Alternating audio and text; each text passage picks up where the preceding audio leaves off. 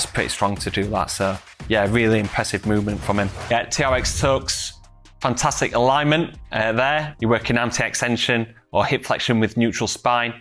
Want to really target the abdominals on this. Good alignment of his arms there. Good challenging for kind of posterior shoulder muscles. And then he starts swinging to the side as well.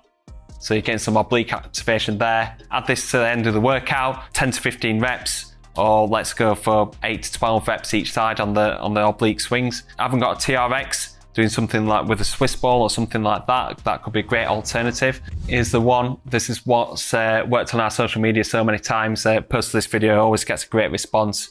Don't even know what to call this exercise. I think it's like straight leg lowers or reverse sit-ups. It's almost like the old Rocky 4 training montage sit-ups. You know, getting large eccentric like strength adaptation, like a little bit of a hip lift position, dropping down. That momentum of the legs is really challenging that anti-extension, so that's really good. And also another thing is how he's grabbing the bench. Obviously, if he's not grabbing the bench like that, he's probably just going to fall forward. It's good because he's getting some sort of like kind of lat strength from that, similar to doing some dumbbell pullovers to challenge the lats and to try and improve overhead range. Get the arms up there and then challenge that extension all the way down, and you can see that his lower back is staying fixed towards the bench.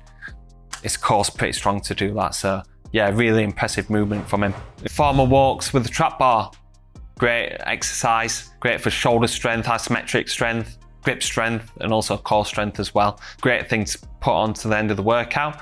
What I'd say about that is that I'd just go outdoors and do it, so you've got more space to have that activity. If you don't have that space, I'd say try and do it with a kettlebell and do unilateral, so you're targeting the obliques more. Let's say if that doesn't challenge you enough and you've got a really short amount of space, doing something like a march with that, that will increase like kind of the oblique activation and the challenge of the exercise without having to cover too much distance.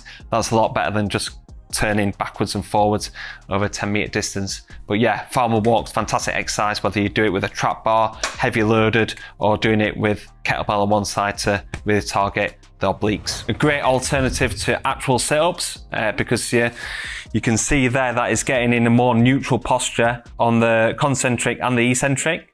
So it's in a good neutral posture, shoulders are pinned back, legs flush to the floor. I'd say get the toes up towards the shin as well. Quite slow on the eccentric, good eccentric control. When we do it, we probably do it for less reps than Canelo. So we go with straight arms. For the amount of reps that he's doing, I'd probably say to keep the arms in there, because if it's longer arms, create kind of more kind of forces going to control on the way down. So I'd go for about 10 or 12 reps of that. An athlete is finding that quite easy. I'd probably pop a weight on there as well. Now we've got leg lowers with static arms with the weight.